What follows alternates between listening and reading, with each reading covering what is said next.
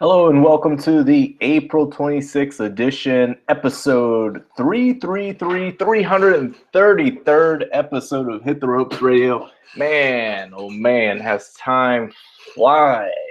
It's just been a crazy journey, but we're here. I'll be joined by Black Mex, Courtney, Black Dad. He's got like a million different nicknames, but Courtney will be joining me shortly. As today's topic, we're going to talk about the shakeup of the WWE today. We're going to kind of give it a grade. I know you might be thinking already it's early, and it is. And this is kind of like a performance review. Where are we at since the Superstar Shakeup happened? Or is the WWE on the right track? Do we have some great things ahead of us? Are those some things that just aren't working out since it has been less than a month? It was April 10th, April 11th on Raw and SmackDown that this launched. But you see this all the time. We see it with NFL drafts. The very next day, there is a draft grade out. We know exactly what the analysts are thinking in real time almost, so that's kind of what we're going to take a look at. And we'll also allow that will allow us to take a look at Raw, SmackDown, and the upcoming Payback pay-per-view. So that's kind of where we're headed. Right before we get started, I gotta know, are the rest of you like me? Have you really been binging into Lucha Underground as late? Before we get into WWE talk, that's been weighing on my mind. I want to know some feedback from you. Hit us up at Hit the Ropes. Have you been getting down into Lucha Underground since it's on Netflix, the first and second season of their current 3 seasons that are out?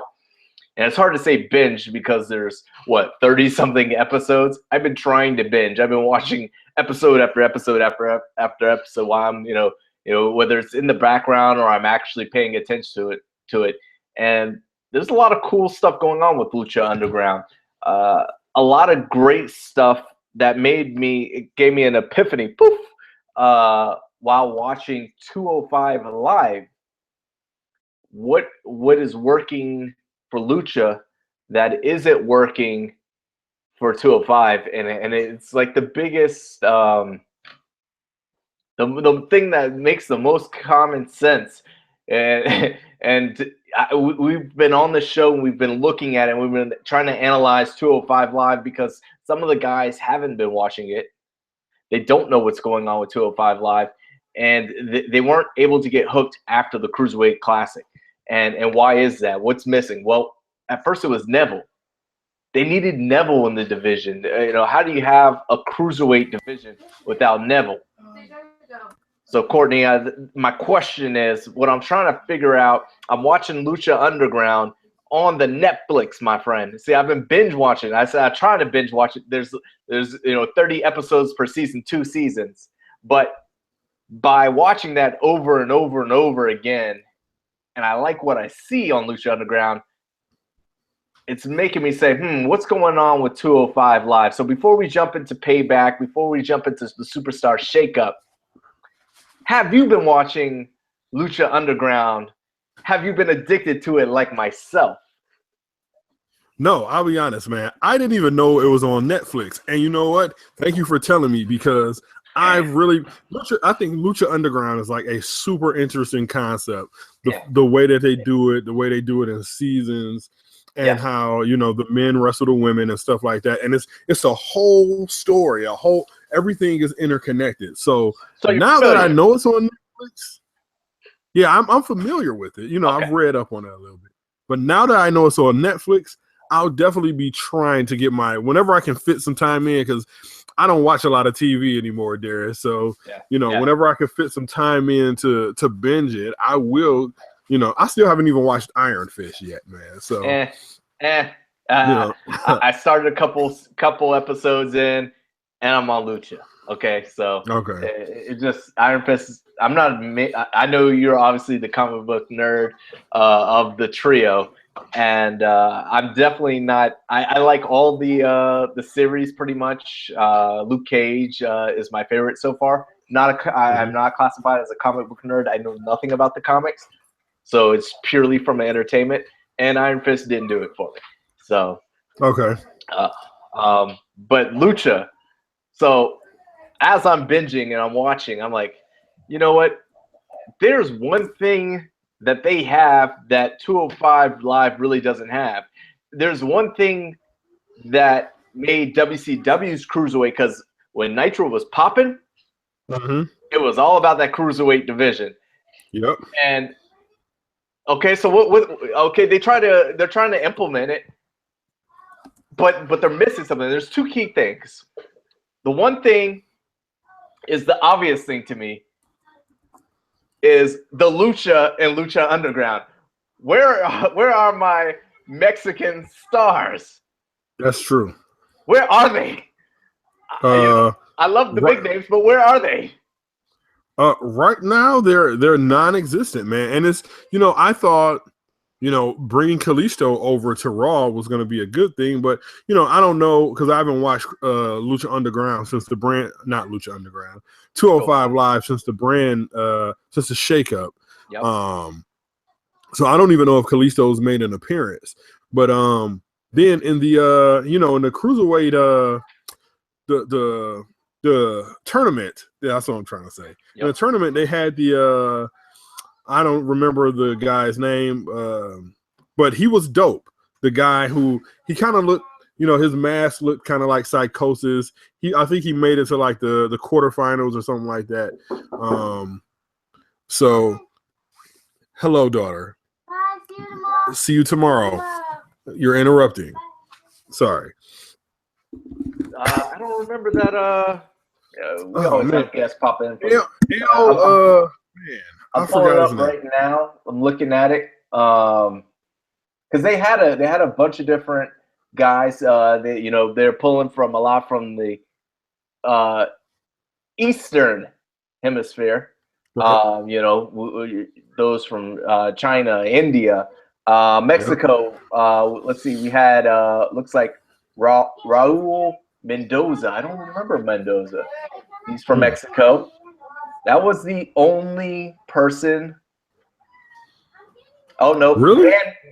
Was it Grand? I can't. I can't. Metalik. Metalik. Yes. Grand. Yes. That's who it was. Okay. And I know I from what I remember reading, some of these guys didn't like the contract because it was a lowball contract, to my understanding. So some of those guys didn't. They chose. Some of these guys are big names on the indie scene, so okay, they didn't want to take that low ball. But we had Grand Metalik and we had Raul Mendoza. I don't remember Mendoza at all. Neither do I. And those are the only two with the Mexican. Now, Lucha Underground, we have Johnny Mundo, who was Johnny Nitro on so obviously he's not from Mexico as their major star. And then who's the other one? Ricochet, aka Prince Puma.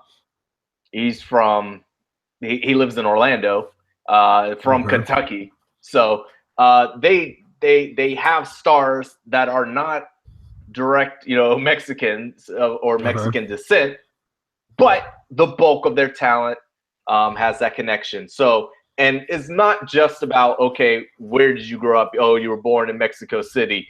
Okay, automatic, you're the greatest luchador ever. It's the style. It's the style. That's exactly what I was about to say. It's the style. Because you remember when Nitro was popping, man, it was like I turned in to watch the cruiserweights more because you got to remember the guys that they had originally, in the cruiserweight. You had Juventud, you had La Parca, even though La Parca wasn't, he still had kind of like a lucha style for a bigger dude. He gave you the aura that he was, one of these great luchadors flying around the ring, even though he wasn't. Yep. You had Psychosis. You had, look, young Rey Mysterio. Yes. And it's funny thinking about young Rey Mysterio. One of the things that I remember most about young Mysterio and WCW was when Hall and Nash came and beat up everybody, and Kevin Nash, tossed Rey Mysterio into that trailer like a lawn dart, torpedo style, man. Yeah. But those are the guys when we played the WCW games on Nintendo 64. Those are the guys who I played with, the Lucha guys. So yeah. 205 Live is more like it seems like Monday Night Raw, light, and it's just because they have smaller guys, but they are missing that style. Yeah. So, and you had your Dean Malenkos, you had your Chris Jericho, so your Canadians, your Americans, so not just Guerrero. Yeah, so it was a good mixture where it doesn't, even though they've got guys from all around the world in the 205 Live, they're missing that style, really, that kind of pumps them up. Right. So, because when you think about it, it seems kind of like everybody has the exact same style almost. Yeah. In 205, with the exception of maybe Jack Gallagher, and the Brian Kendrick. It seems like everybody has the exact same style, and they're just carbon copies of one another.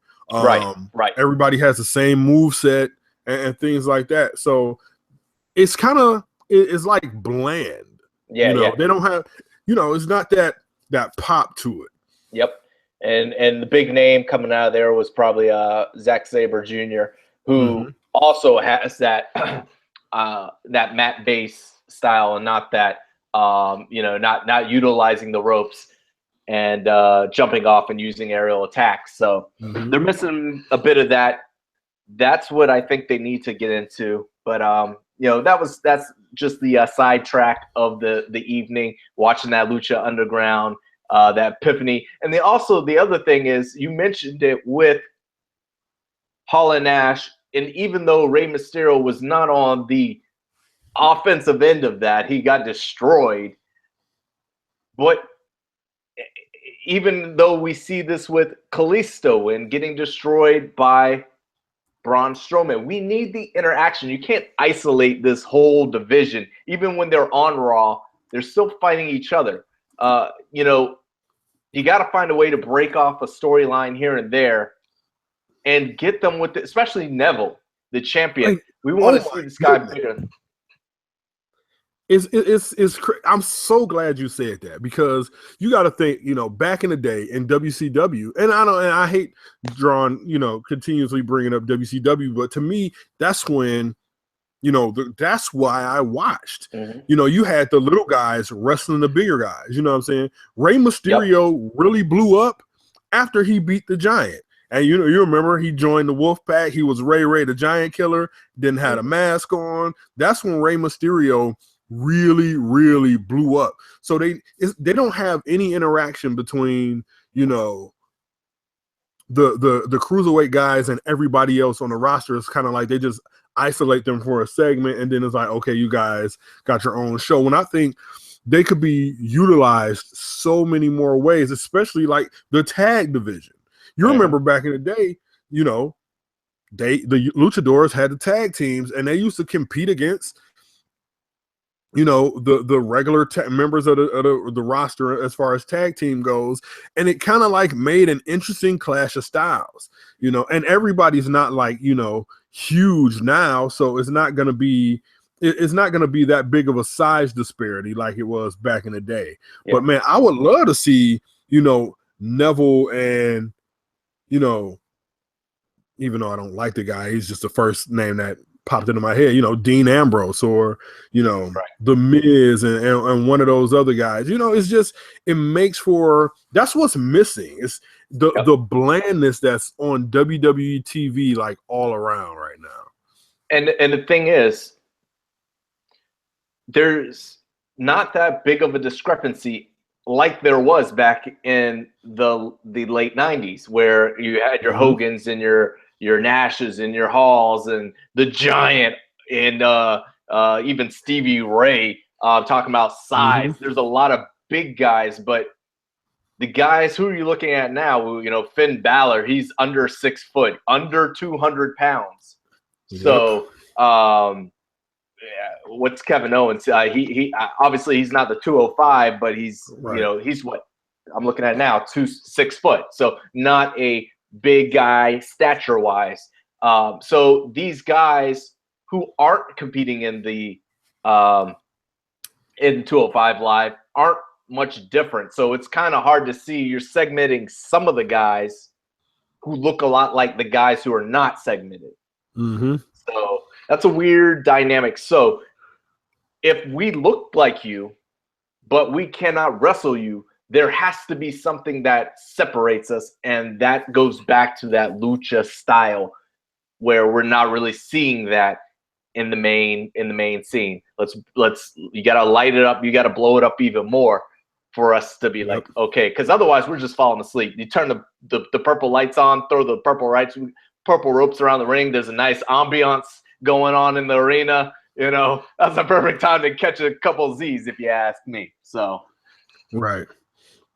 it's just they have so many guys that they could utilize, but they don't. You know, and that's the thing that's kind of like befuddling to me when it comes to WWE TV. Is kind of like, and you know, I was talking to my homeboy earlier. We were talking about Sami Zayn, for instance. Sami Zayn, yeah, he was, you know, we talked about this a couple weeks ago, how generic he is, but tired of just seeing Sami Zayn on TV if he's just gonna get beat up. You know, he's gonna smile and get beat up. That's not a good useful, you know. It's guys like that who I think he doesn't really have a personality, but they could use him better, you know. Let's be honest. They have a decent relationship with ROH, I would imagine, because we've seen some interaction with them in the past. I know they've worked with Evolve, of course. They can, basically they can make things happen. They've also worked with, you know, AAA in Mexico before, you know. So they it's not out of the realm of possibilities to reach out to someone and say, hey, yo, apparently there's rumors that they're trying to work out a gimmick trade-off of some sort with the Hardys to bring the brokenness into WWE. So with that being said, let's reach out to ROH. Let's do my man Sami Zayn a solid, and let's bring back El Generico. Let's bring him into the 205 Live atmosphere. That would light up the division. He's not that far away. He's a little bit taller than maybe some of the cruiserweights. He's, I think, around 6 foot, 6'1". But he can be sold off as a cruiserweight. And let's go ahead and get him in. Fans would go nuts. And you know, the fans go nuts for Sammy now, man. Imagine, you know, because they do the ole, you know. Imagine what happens if, you know, you see El Generico on WWE TV. It's like, okay, I see what you're trying to do. Yeah, so it's on and popping. Sign a couple more guys who not just do the mat base. We got a lot of mat base guys that they look like they're creeping in. We see their United Kingdom tournament. They're bringing the champion in. And they're featuring him on NXT. They've got a lot of guys from Britain. We got that style. That's okay. But let's bring in some of these luchadors, these guys who will go outside the ring for no reason, just to dive on somebody. Let's do it. It makes they might be trying to hold these guys down because psychology-wise, some of it doesn't make sense. But who cares? It looks great. It looks fantastic. Exactly. And that's when you putting a product on TV. That's one of the things you wanted to visually come across, you know. And so oh my goodness. I would be all in for that. I would be all in for that, D. You know, but hey, you know, we'll see. Because, you know, like I said, you know, it's just that style is just missing, man. It's just need something to pop. And you also, I just want interaction. Like I want to see interaction between Austin Aries and The Miz. I want to see, interaction between, Finn Balor and Neville. Yep. I think they'll put on a hell of a match because both of them are great wrestlers, and Neville's bigger than, Finn Balor, but it's like they have the moves there. And I guess that's what I'm getting at, when we're talking about style, 205 Live, they have the moves, but they lack the sizzle. Yep. And, and when you put that 205 Live against the Big Show, then you can emphasize, okay, the size difference, and this is our cruiserweights, and highlight them some more without having to highlight them versus one another. So that's a little Lucha Underground to 205 talk. But let's kind of get into the main event, I guess, of what we're going to talk about, which is the Superstar Shakeup. As I was mentioning before, it's very early. I know we just had this April 10th and April 11th, the launch, but this is kind of like a progress report. Where are we at with this thing? Is it going well? And what could go better? What's going great? We're gonna focus on all of that today, Courtney. Okay. Overall, yep. Mm-hmm. Overall, go ahead. Where you at? How are you feeling? A couple weeks in, what say you? Right now I'm withholding at like a C, with the option for improvement. Now there are some certain things that I liked. Like I really like the fact that they stopped calling Primo and Epico the shining stars and embrace their heritage, the colognes. Right now, and I'll also preface this by saying, I really did not like Raw this week. I liked SmackDown a whole lot more than I liked Raw. But SmackDown, that's not to say SmackDown was the best this week either. But in my eyes, since the initial, shakeup last year, SmackDown has been a better show. And I'm watching right now, this match between Charlotte and Naomi is a very good match. Dare I say, incredible. But it's a really good match, and I like that. I like seeing different women, and I like Naomi as the champ. I really do, and because she's super athletic and she adds something different, I think, to the women. But I think just it's certain little touches, like hey, Sami Zayn's being booked the exact same way as he was on Raw. Rusev, today, not today, but yesterday, saying that I'm really wishing that, why isn't Rusev been on TV? But he explained that, last night.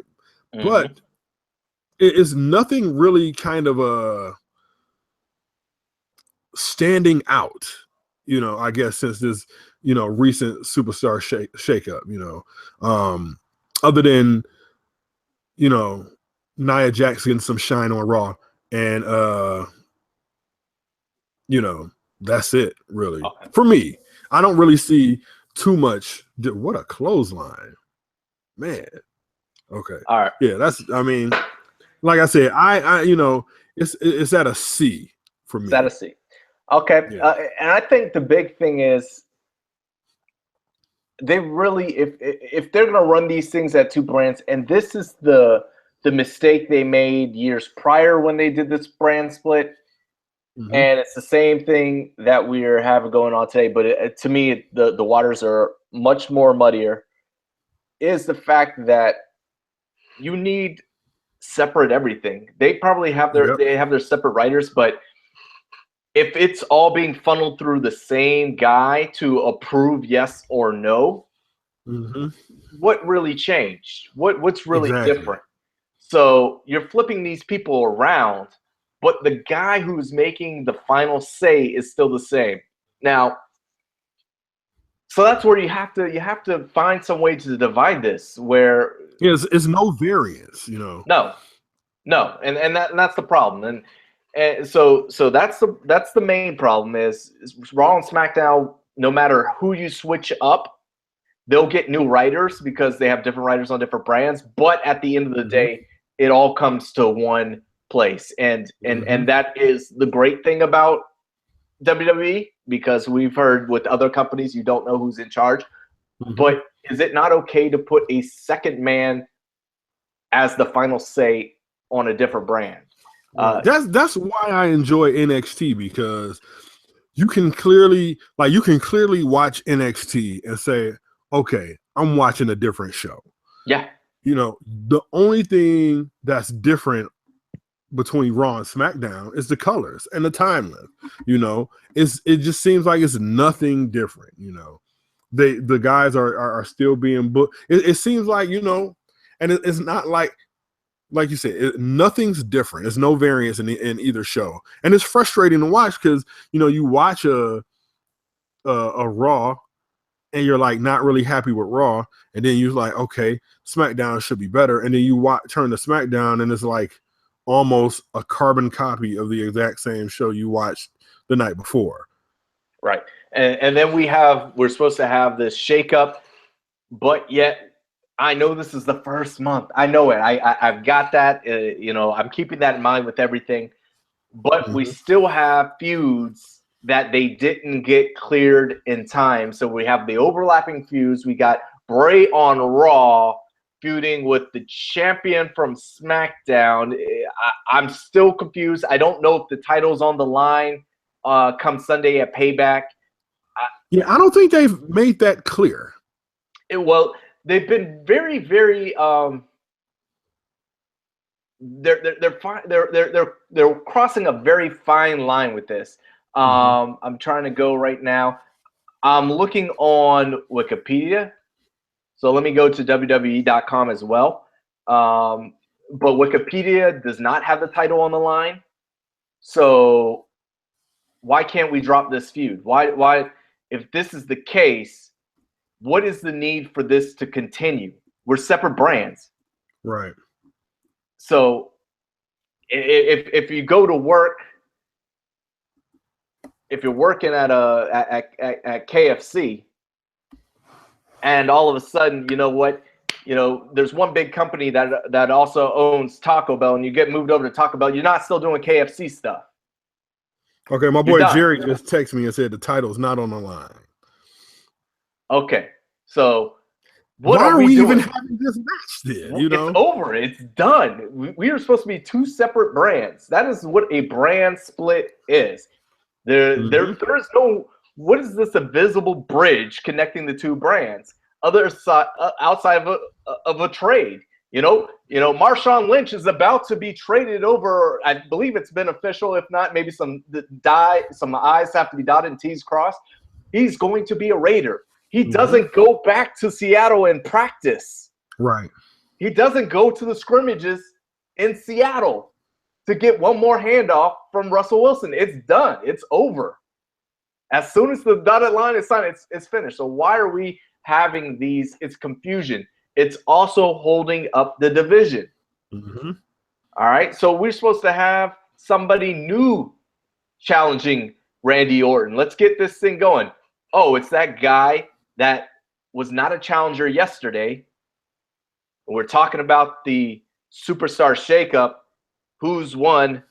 Who's got lost in the shuffle?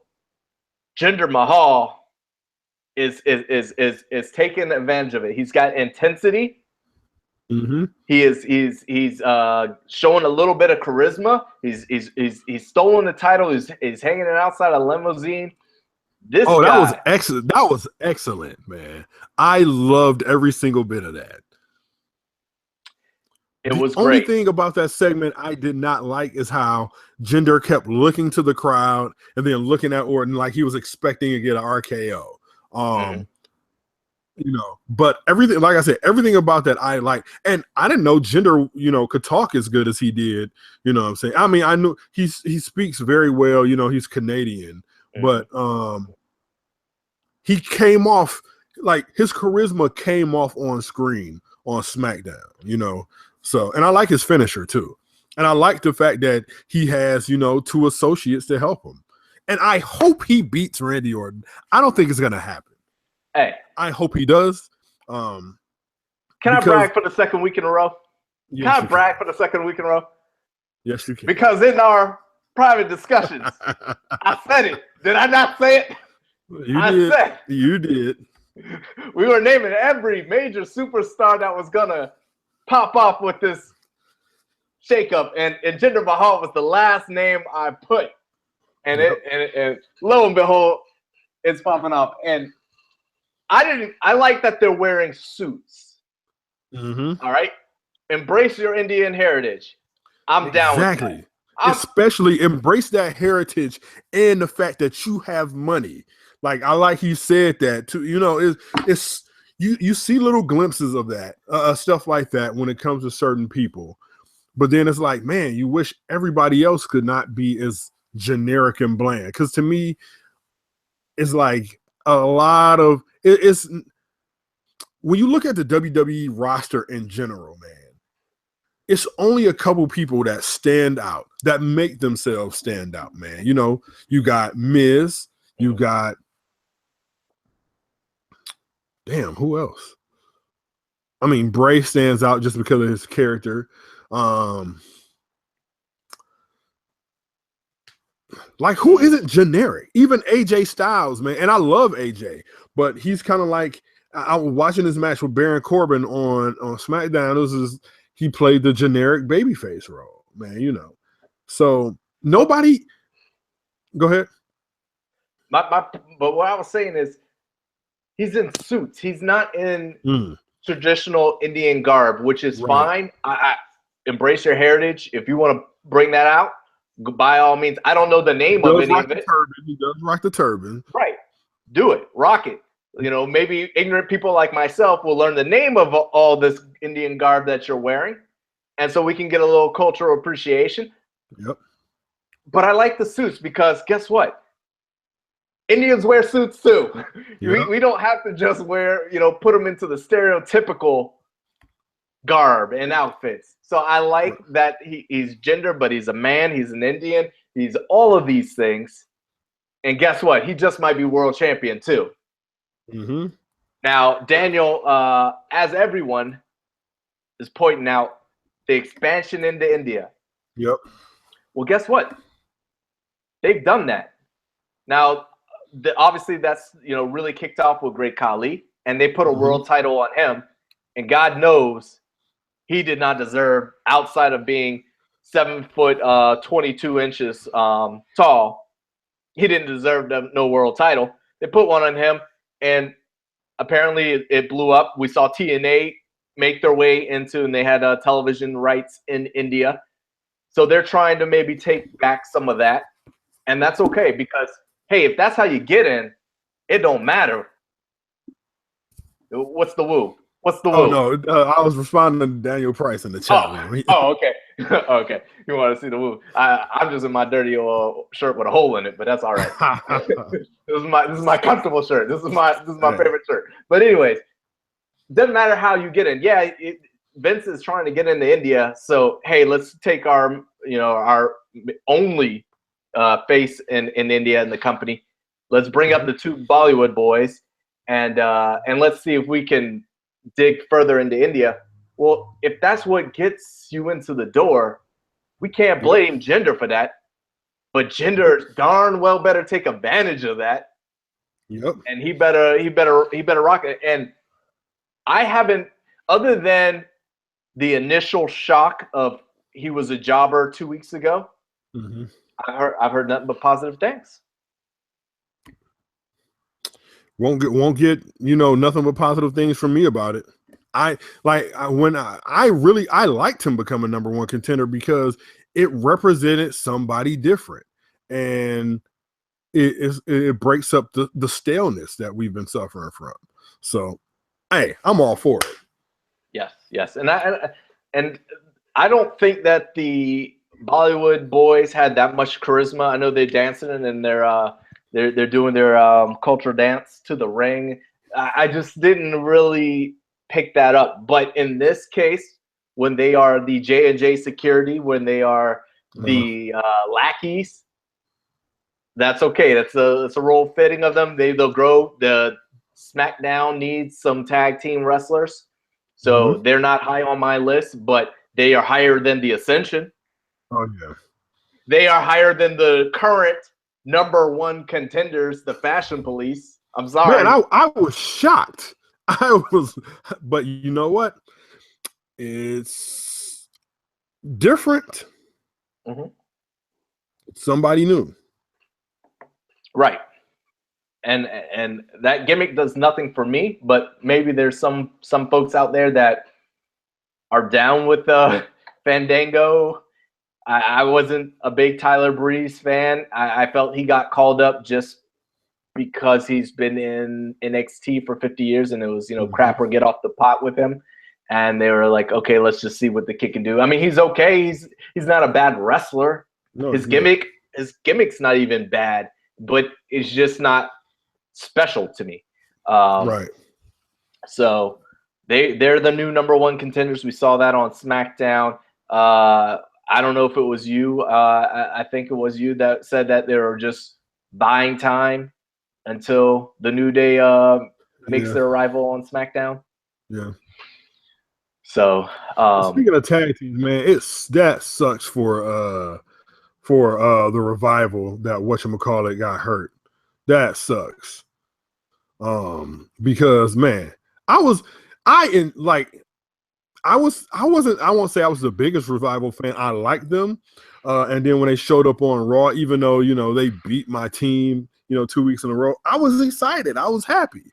Then, Wilder gets his jaw broken and, now we won't see them for probably 2 months. So, and see, so that's smart because, it's the two of them to keep them off TV. I don't get keeping the New Day off of TV just because Kofi's injured. I don't get that. No, that and that could add, that could be something, refreshing, another angle you could take on SmackDown to kind of, break up the monotony. But, hey, they're choosing to keep Biggie and Woods on the sideline. So, and for whatever reason, I know Xavier comes out with the mic and he's kind of perceived as the leader. I think I don't know how you take it, but I always see him as the lesser of the three. Yeah. He's more like, because he comes out with the mic and the trombone, he gives off that managerial vibe. Right, the hype man. And I don't mind, I don't mind Woods in a ring as a wrestler. I just think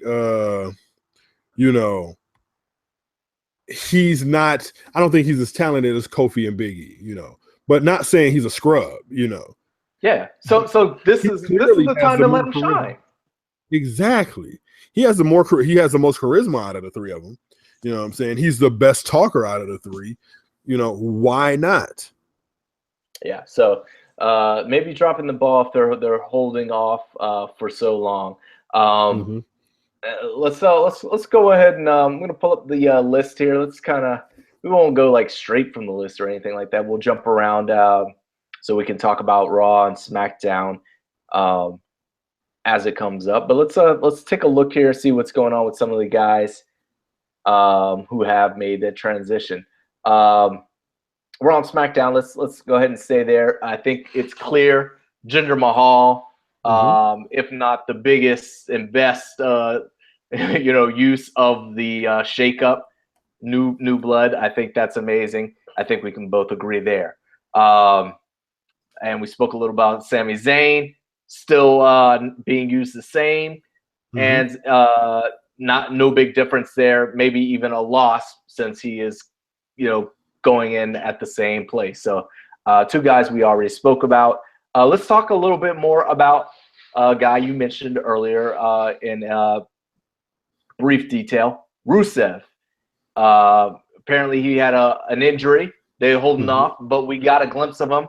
He says he's been in this game and done so many things in such a short amount of time, yet is not got a proper spot at the world title picture despite those accomplishments. So he is giving the SmackDown GM an ultimatum. either use me as a main event player or I'm taking my ball and go home. Now, two things about that. One, SmackDown needs, we talk about Jinder Mahal. We don't know if he's going to actually win this title, or as I think Hot Dog suggests, he'll be back in the mid card before the next pay-per-view. Mm-hmm. If that's the case, we need another player. And Rusev is definitely that guy. He is a bad dude. His initial run with Cena was amazing. They used him perfectly there. He's smaller in size, but should be used in the same manner as, dare I say, Braun Strowman. Yep. The only thing that concerns me is when I hear about Rusev, as of late, what am I hearing about? His haircut. People are concerned about the dude's haircut. And Total Divas. And Total Divas. So, I mean, that's a little concerning. But how do you feel about Rusev and appearing like they're immediately going to throw him into this world title picture? Man, I hope so. I think Rusev should have gotten a shot with the title maybe a year ago, just because when he first came, at least one title, you know what I'm saying? Like, well, I know he had he was the United States champion, and I actually loved him during his United States championship run. And you talk about a guy, he has sneaky charisma, man. Rusev is one of the most charismatic guys that they have, and he's funny. You know, like the real life Rusev is a very funny guy, you know, but he is, you know, he just, everything about him kind of exudes badass. And they had it going for a while, and then they just stopped. And that, you know, I wish they hadn't. But I'm all for Rusev calling out, you know, Daniel Bryan and Shane McMahon and essentially calling his shot for a title opportunity. Absolutely. And you can't talk about Rusev for very long without talking about Lana. Now, we've seen the promos for Lana, and it's kind of curious. I'm not sure where it's going to go. We know in real life she has that singing and dancing background. It looks like they're going to play into that a bit with this new persona. But is this new persona really that new? I went back and forth with AKD listing the folks who have done this. Not to much success, can I point out. Summer Rae, Naomi before the glow, before she got the flashing the lights on the shoes. She was here. Emma with the weird funky dancing. We got Lana coming in with the dancing gimmick. I haven't seen an example outside, again, the world champ. She got some lights, so she got a little extra gimmick. I haven't seen this work out for much. Is she left? How are we going to explain? We know that they're married. We know Lana and Rusev. Are they still going to be together, but, you know, still pushing on this singles career? We know Lana has been training. She's been, I believe, down and running with the NXT crowd. What do you think about this before we've actually gotten to see Lana on SmackDown? What do you think about this transition to this whole dancing gimmick? I mean, look, I like seeing Lana, you know. I like seeing Lana on my TV. That being said, man, if it works, it works. Right now, I really don't have, you know, thoughts on it. You know, I just really want to know if she can wrestle, because I like her personality. You know, I like her as Rusev's valet. I like her when she talks. You know what I'm saying? As long as she can, you know, back it up in the ring, I think she'll be fine. I think the dancing part of the gimmick, that's just, you know, but I think it's really going to be determined, you know, what she's going to be determined by what, you know, she does in the ring. But if that doesn't work out, man, she still can be Rusev's valet, you know. True. Because that was a role that she flourished in. So what are your thoughts on it? Man, I don't think this is me being uber negative right off the jump here, but I'm not expecting much. So that's good and that's bad. That's bad because I'm already placing her in the probably can't work that well box. But I think I think there's an athleticism to being a dancer that will play in her advantage. That maybe we will see some things that even Summer Rae can't do. Layla was a dancer. Look how Naomi's dance background kind of plays into her with her athleticism. Right. Exactly. So I think it'll be enough to carry her. I think, like you said, she has a solid personality, so that will help as well, of course. So we'll see. There's a lot of question marks here, but we'll see. I do want to take this time before I forget to shout out the folks who've been riding with us for so long. We definitely appreciate you for joining us each and every week. Whether it's Cobb HD 388, Hot Dog in the chat. We got Daniel Price in the chat. John, if he's still with us, he's here and he's gone. He's here and he's gone.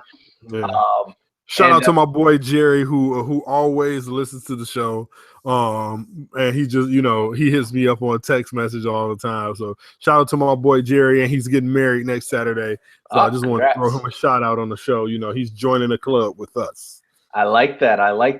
And then follow us on Twitter at Hit the Ropes as our boy Javon Lewis, JV Lewis 77 always does and shows us some love there. AKD, the big homie over there as well. So a lot of guys I'm going to forget. Yeah, AKD been riding since the beginning. From the get-go. A lot of these guys have. So we appreciate it, and I'm leaving out a whole bunch of people, so I'm going to stop right there. And to everybody who left out, we apologize, man. Just don't get upset with us. Don't not listen. We love and appreciate y'all. All the support that y'all give us here. Absolutely. And you can show that love by hitting the thumbs up on YouTube and subscribe. Make sure you subscribe. We're trying to get them counts up. Subscribe on YouTube and on iTunes. That'll get us 5-star reviews. That's right, 5-star reviews. And when you do that, that just allows us to appear faster as we get bigger. We know the guys who've been riding with us from day one, and we will continue to show you some love back any way we can. So just showing a little love to our homies as we move right along in this show. So we've been talking a lot about the guys on SmackDown. Let me take a look here real quick because I want to talk about Payback. We've been talking a lot about the shakeup. Payback has influenced that. We've got Bayley and we've got Alexa Bliss. Alexa Bliss was the top woman on the SmackDown brand, the former 2-time champion. She's moving right over, where she left off. Unlike Sami Zayn, it wasn't lost in La La Land. It's at the top, and she's taking on Bayley. It was so clear when she was in the ring with Bayley and Sasha Banks that she ain't The Rock. She ain't Stone Cold. She ain't John Cena, but she is so far above these ladies on the mic. To me, hearing Bayley speak, it hurts. It hurts every time she opens her mouth. Yes, it does. Why? I'm sure she sells a lot of headbands, a lot of T-shirts. She's doing her thing. We need her. I just don't think we need her as a world champion. Do you think Alexa Bliss at Payback already? I believe she would be the first person to win both titles. SmackDown and Raw's top title. Do you think that's going to happen on Payback? Because I think it needs to happen. I think it needs to happen. The thing is, man, the reason why I don't think it will happen is because Bayley probably sells a lot of merch, man. Every time she comes out, they paying the kids in the crowd with her headbands on, her T-shirts. Look, man. Hey, first of all, Alexa Bliss's promo on Raw, the way she used those what chants, like why hasn't anybody done that before? But the way is funny. And I'm just echoing. I just want to echo what you said about how the three of those ladies were in the ring, and she was so much better on the microphone than the two of them are. But I would love to see Alexa Bliss. You know, I've been championing Alexa Bliss since day one. I would love to see her win the women's title because I actually think it's going to be a good match. But I think WWE making Bayley the champ, you know, they were thinking about capitalizing off of her NXT success because she was very popular in NXT, very over in NXT, and she didn't talk much in NXT either. But down in NXT, you're allowed to not be the best talker, you know. But I don't think Bayley needs to be the champion, the women's champion, and no disrespect to Bayley because she can wrestle, but she is kind of, you know, like I said, the fact that she has this plucky personality, you know, it's cool and all. And then when she starts talking, it's like, you know. And Daniel Price in the chat room saying what a lot of people are saying is that we're gonna have a problem with Sasha and Bayley, and there's gonna be some kind of mix up, some kind of tangle up. And I like that because the heel Sasha is much better than the face Sasha. So much better. So much better. Exactly. So that needs to happen only for that. I've been very vocal. I am tired of the Four Horsewomen and just being a shuffle of the deck of, you know, who's wrestling who. So I like Alexa Bliss. I also like Nia Jax to slide up in there. It'll be interesting if they actually would play up Nia Jax and Alexa Bliss. They have a great bond, it seems, as they show on social. So we don't really get women's stables, mostly because there's not that many women on the roster. So it's hard to do a stable. Especially not that many women that could wrestle, you know. Yeah. So, I mean, but you could do it in twos. It's safe to do it in twos. So it'll be hard to do, but I would love if they rekindled, not exact mirroring, but rekindled the Shawn and Diesel relationship. Yeah. That would I think that would be dope. That would be very dope if they did that, and it's natural because they like each other. You're not forcing it to happen, and not just because they're two heels at this given time. But we've seen they tried to do it with Tamina, who's now on SmackDown. She's kind of been that Diesel role, and because nobody really buys Tamina. You know, it didn't really work out. Where, you know, Diesel was that beast. You know, he won the strap real quick. So I'm all for her joining up. Maybe even squashing Bayley, as they tease a Sasha Banks interference. Let's go ahead and get that squash. So that would be pretty cool, pretty amazing. Also, you know what? One thing that we haven't brought up.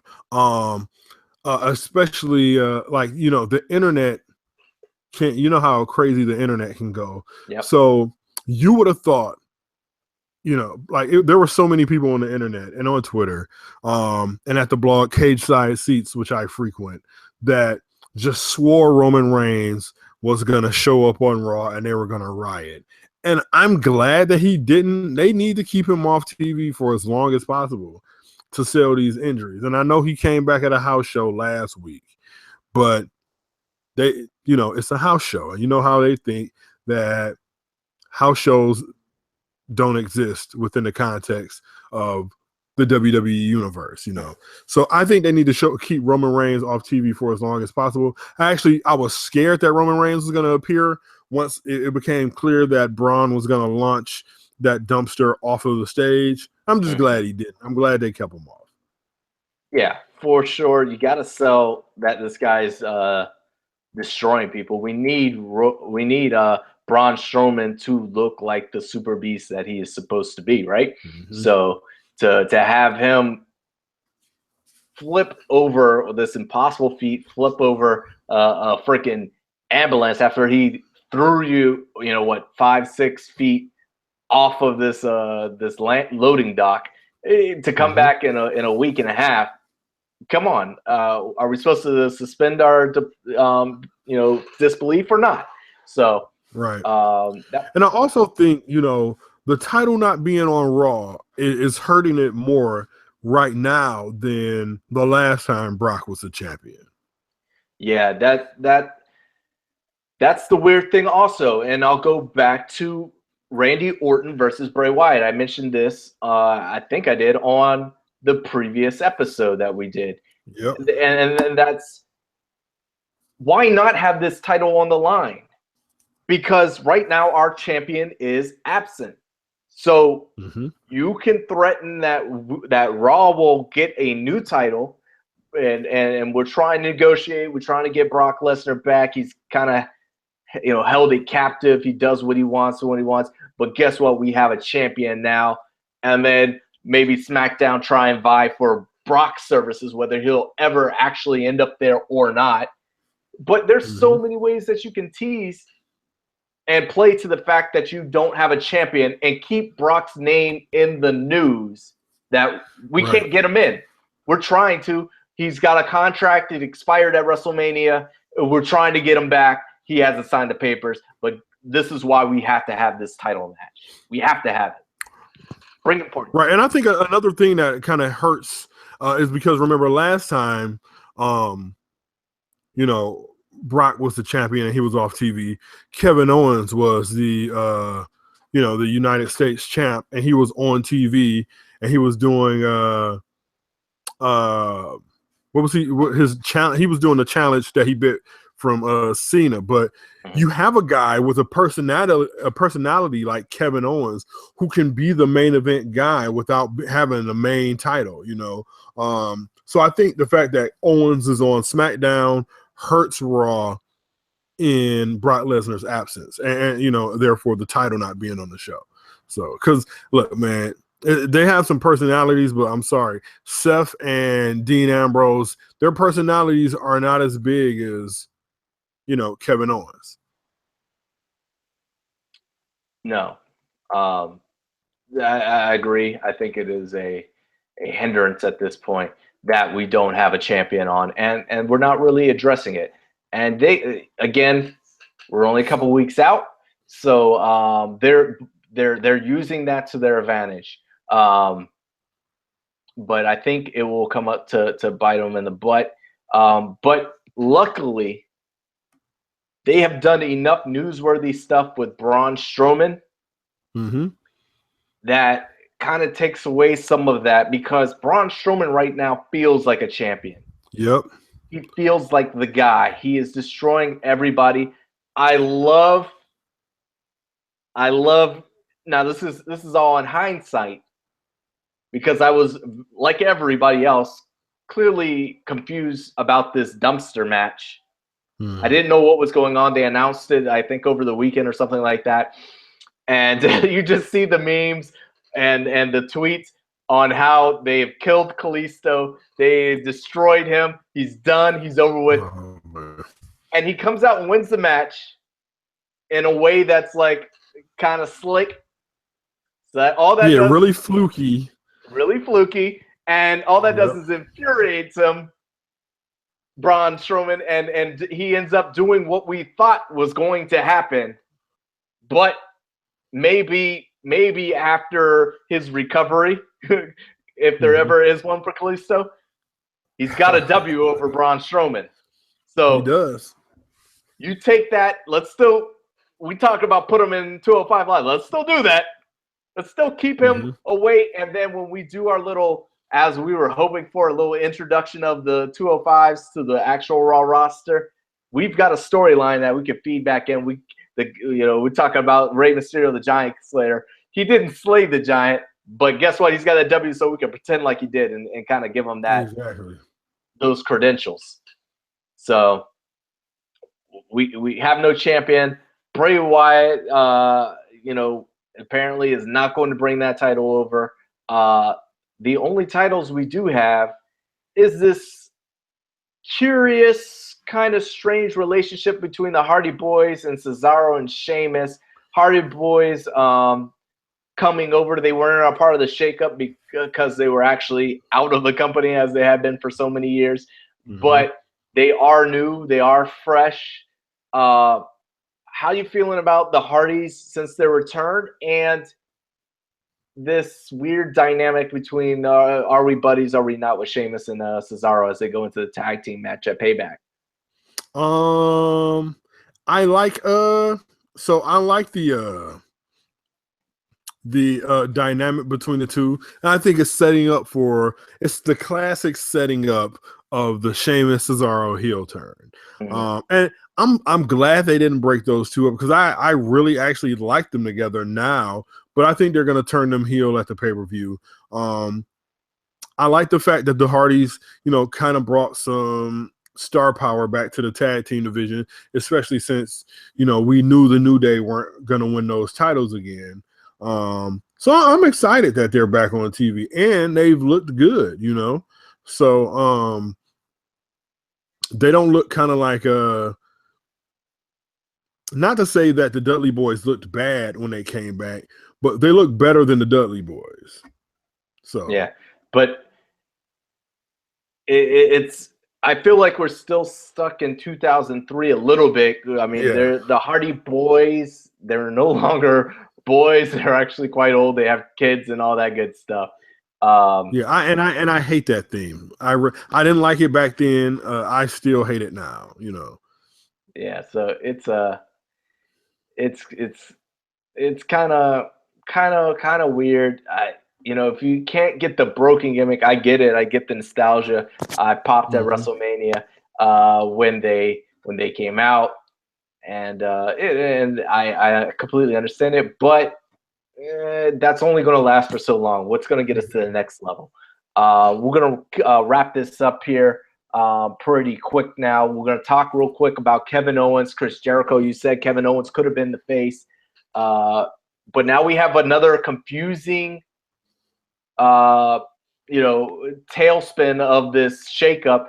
Kevin Owens, Chris Jericho for the United States title. If Jericho wins the title, he will be transferred to SmackDown. Does Kevin Owens still remain on SmackDown? Is this a swap of talent? Does he remain on SmackDown without his title? So all the details aren't quite out there. What all leads us to assume Kevin Owens still retains this title and Chris Jericho fades into obscurity, maybe. I don't know. Yeah, and I think I heard that that Jericho's going to be touring with Fozzy coming up next month too, so it'll be a good way to write him off TV.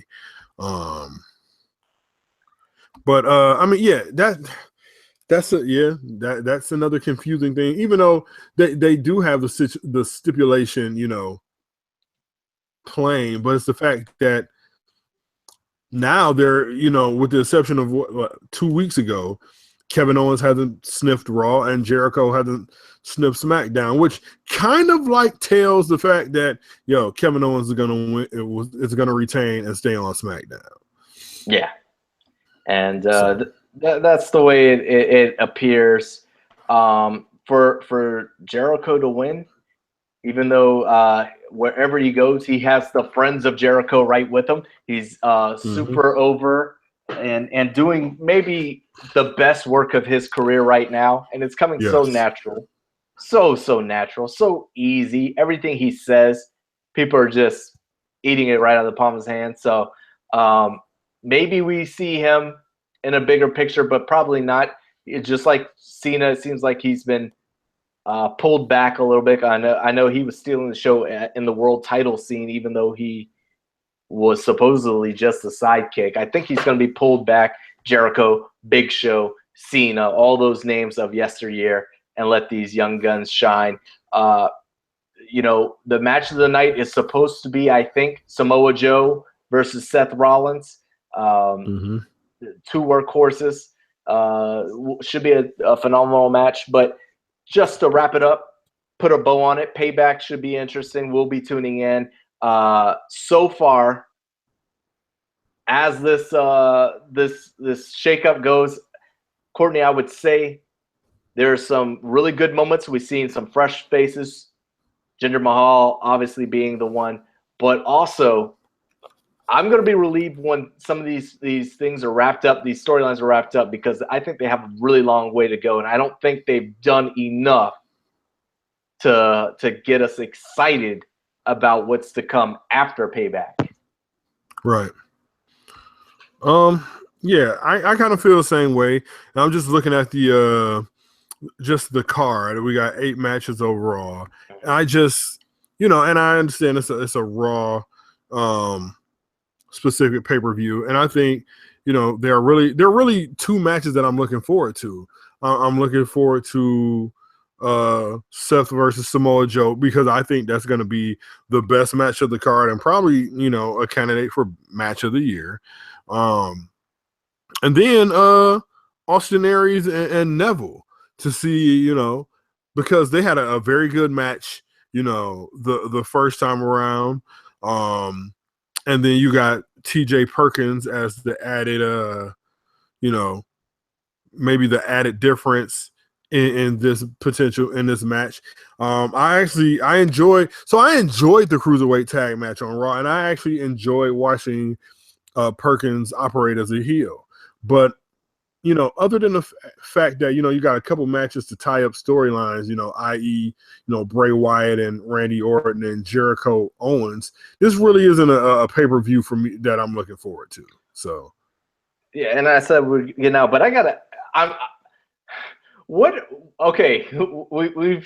we haven't seen much of it, just the teasers. This House of Horrors match, I'm thinking Funhouse, mirrors. I'm so confused. So it's either going to be really awesome or really, really weird. Do you think this is going to be a match they implement that will be brought out like the Pumbaa? What's the Punjabi Towers? Whatever the Punjabi Great Khali Cage match was with all the bamboo and all. Do you think this is something that'll be a staple of Bray Wyatt, much like Hell in a Cell was for The Undertaker for years to come, or do you think this is a one-off weird thing and we just throw it away because then it didn't happen? I think it's a one-off weird thing that they throw away after it's over. I was surprised, when they gave the stats on Raw, how long it's been since we've had a dumpster match in WWE. And that it's only been 3 of them. But I think it's just a one-off thing that they do. Apparently, the first part of the match is supposed to be taped, and then they finish the rest of the match, live.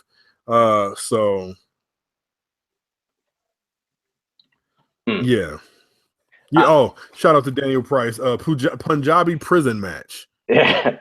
I could not remember. I don't think I ever saw that match live. Thank God, or at all. But yes, he is absolutely correct. And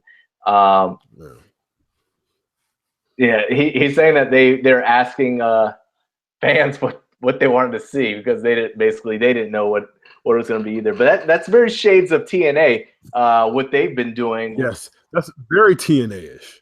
Yeah, with that Broken Brilliance, they were doing a lot of that filming off-site, and I mean, it's not like brand new to the game. They did that for WrestleMania. They've done that, Spring Stampede in WCW. So it's taping for matches is not new or new to TNA. But they gotta go really crazy, I think, and I think it should be something that he brings out every 2 years or something like that. Just something where the feud has gotten to the point. Okay, it's time. We need a major send off. So, but we'll be looking forward to it. Again, we thank you guys for tuning in.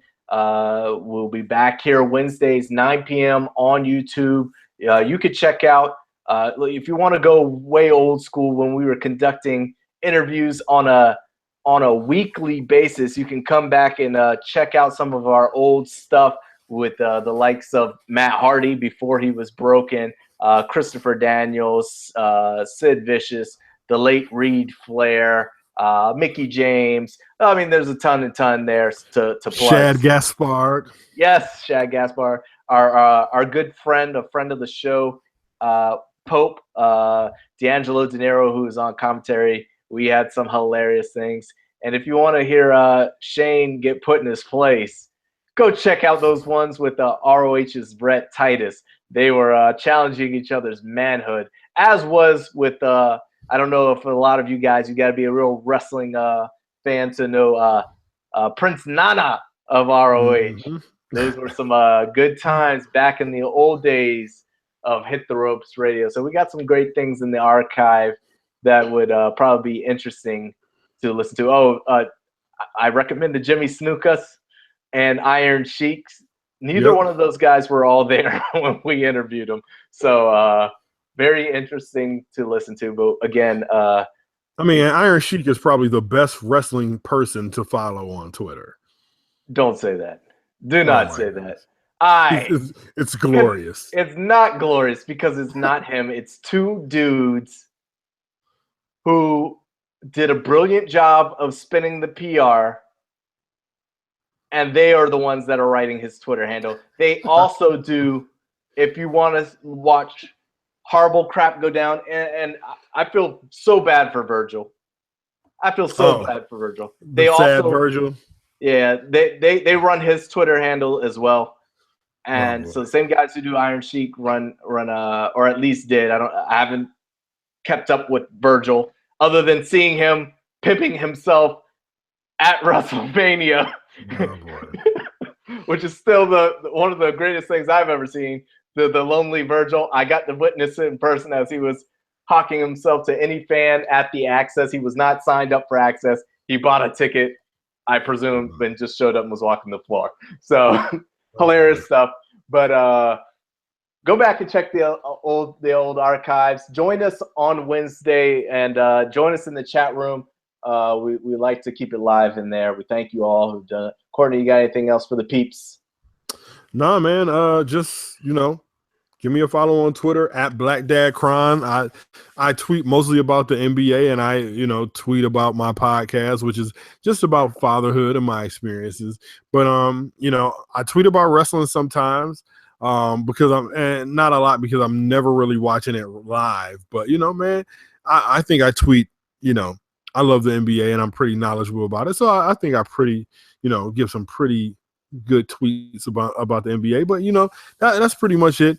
Follow us on all of our social media, Instagram, Facebook, Twitter, the website, and share. You watching the YouTube live, go ahead and share it on your social media too, so we have more people join in.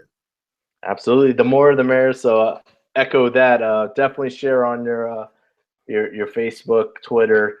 I'm at HTR Mr. Wikipedia on Twitter. Follow us at Hit the Ropes and give us a retweet. And we'll retweet your stuff as well. We love to share the love. Just let us know.